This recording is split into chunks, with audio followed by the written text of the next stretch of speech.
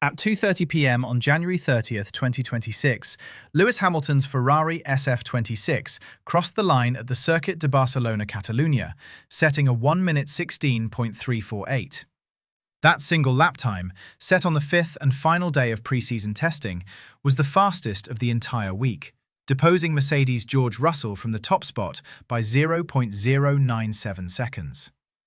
After a dismal 2025 season, where Ferrari finished third in the Constructors' Championship and struggled to understand the fundamental characteristics of their car, the Italian team completed the test with Hamilton first and Charles Leclerc third overall, banking a combined 141 laps on the final day alone, the equivalent of over 650 kilometers.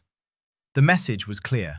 Ferrari has arrived at the 2026 regulations reset with a car that works.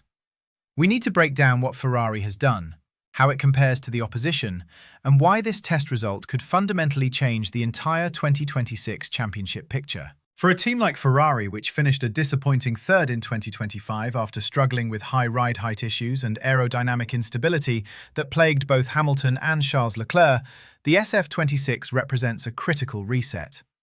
After a season where the car was fast in qualifying but unpredictable in race trim, all hopes have been pinned on the 2026 regulations and the machine internally designated Project 678. This impressive testing performance is their big bet on returning to the front of the grid. But the central question is this. Is this a genuine silver bullet that will leapfrog them ahead of McLaren and Red Bull? Or is it a misleading flash of speed? A low-fuel glory run on a cool track that masks underlying problems that will emerge in race conditions? To answer that, we have to look closely at the engineering choices they've made, starting with the core philosophy of the SF-26 and how it addresses the specific weaknesses of its predecessor. Let's start with the overall design philosophy. According to motorsportweek.com, the SF-26 signals a continuation in philosophy from the 2025 car, but with crucial evolutions aimed directly at fixing last year's flaws. The most significant area of development is the car's aerodynamic packaging, particularly the side pods, engine cover, and rear bodywork. Unlike the wider, more conservative cooling outlets we saw on some rivals, Ferrari has opted for a distinctive triangular airbox inlet combined with tightly sculpted side pods that taper aggressively towards the rear of the car. The goal here is twofold. First, by narrowing the upper bodywork, they are creating a cleaner, more efficient path for airflow to travel to the rear wing, which is critical for generating downforce without adding excessive drag. This is especially important under the 2026 regulations, where the smaller car dimensions and revised aerodynamic rules place a premium on efficient airflow management. Second, this design is a direct response to the new, smaller 2026 power units, which have fundamentally different cooling needs due to the removal of the MGU-H, the complex heat recovery system that was a hallmark of the previous generation of hybrid power units.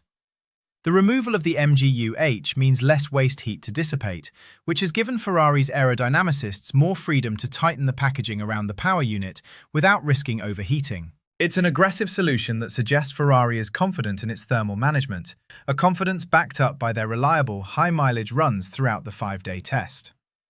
This refined aerodynamic concept is designed to counter the aerodynamic instability that made the 2025 car so unpredictable, particularly in high-speed corners where the car would lose rear grip without warning. By creating a more stable platform, the SF-26 should, in theory, allow the drivers to attack the corners with more confidence, a key weakness that cost them dearly last season. This philosophy of stability and predictability extends to the front of the car. The nose tip appears to connect lower and further forward than on the 2025 machine, a choice aimed at accelerating airflow under the chassis to better feed the all-important underfloor, which generates the majority of a modern F1 car's downforce. The front wing itself is a 5-element design, but it appears less aggressive in its outwash profile compared to what we've seen from rivals like Red Bull and Aston Martin. This is a deliberate trade-off. Instead of chasing peak downforce with a complex and sensitive front wing that works brilliantly in clean air but struggles in traffic, Ferrari seems to be prioritizing a consistent and predictable aerodynamic balance across a wider range of conditions. This means the car might not be the absolute fastest over a single qualifying lap in perfect conditions, but it should be much kinder to its tires over a full race distance and more drivable in the turbulent air behind other cars. It's a clear sign that technical director Loic Serra's team has learned the harsh lessons of 2025, where qualifying pace often evaporated in the race due to poor tyre degradation and an unstable aero platform that made overtaking almost impossible. The entire concept is underpinned by what sources at ScuderiaFans.com describe as intensive lightning work on the chassis, ensuring the car meets the minimum weight limit and allowing for better ballast distribution to fine-tune the balance. This is critical because a lighter car can run softer suspension, which improves mechanical grip without sacrificing aerodynamic performance. It's a holistic approach that suggests Ferrari has left no stone unturned in the pursuit of a more complete racing car. However, the most critical element of Ferrari's 2026 Challenger is the new power unit. The 2026 regulations have mandated a 50-50 power split between the internal combustion engine and the electrical systems, alongside the complete removal of the complex MGU-H. This is a fundamental reset, and getting it right is non-negotiable. In previous years, the MGU-H recovered energy from the turbocharger, effectively eliminating turbo lag and providing a significant performance advantage. Its removal means teams must now manage energy deployment much more carefully, and the electrical motor must provide 50% of the car's total power output, up from around 30% in the previous generation. This is a massive technical challenge.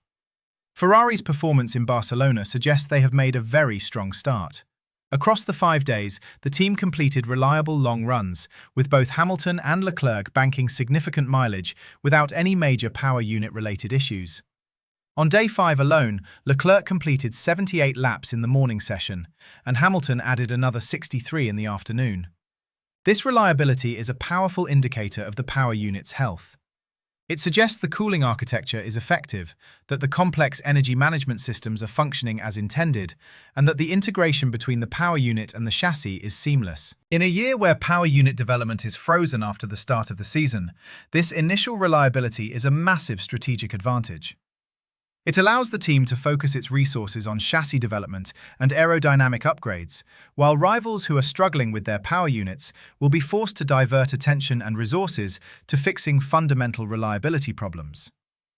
This is why many believe that any advantage locked in at the start of the season will stay intact for quite a while. What makes Ferrari's performance in Barcelona so fascinating is how it diverges from their main rivals. While Ferrari has focused on a stable, predictable aerodynamic platform with a proven cooling philosophy, Mercedes has once again pursued a more radical path with their W17. George Russell's best time, a 1:16.445, was only a tenth slower than Hamilton's benchmark, but Mercedes sat out the final day of testing, preventing a direct comparison in the week's final hours. Their design features an even more extreme zero-pod concept than in previous years, with almost no visible side-pod bodywork at all. This is a high-risk, high-reward strategy that prioritizes aerodynamic efficiency above all else. By eliminating the side pods, Mercedes is attempting to create the cleanest possible airflow to the rear of the car, maximizing the efficiency of the diffuser and rear wing. If Mercedes has solved the cooling and balance issues that have plagued their previous zero-pod designs, they could have a car with a very high performance ceiling. However, the trade-off is that this design is extremely sensitive to changes in ride height and track conditions. A small mistake in setup or a bump in the track can cause the aerodynamics to stall, leading to a sudden and dramatic loss of grip. The fact that Mercedes chose not to run on day 5 raises questions. Was it a planned rest day to analyze data, or were there underlying concerns about the car's performance relative to Ferrari's sudden pace? The question for 2026 is whether the new regulations, with their emphasis on smaller, more agile cars, will favor Ferrari's more stable platform or Mercedes' pure aero efficiency.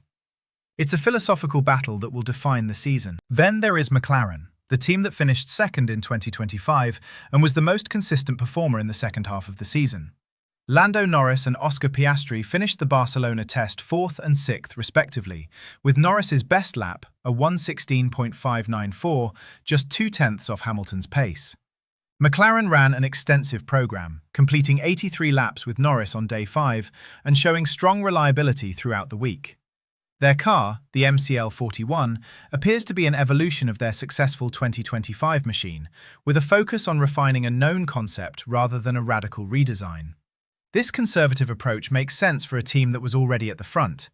However, the fact that both McLarens were slower than the two Ferraris will be a point of concern. It suggests that while McLaren has a solid platform, Ferrari may have made a bigger leap in performance with the new regulations. The battle between Ferrari's newfound pace and McLaren's proven consistency will be a central theme of the early season. McLaren's technical director has publicly stated that the team is focused on long-run pace and tyre degradation, which suggests they are not overly worried about the headline lap times. But privately, they will be analysing Ferrari's data very closely.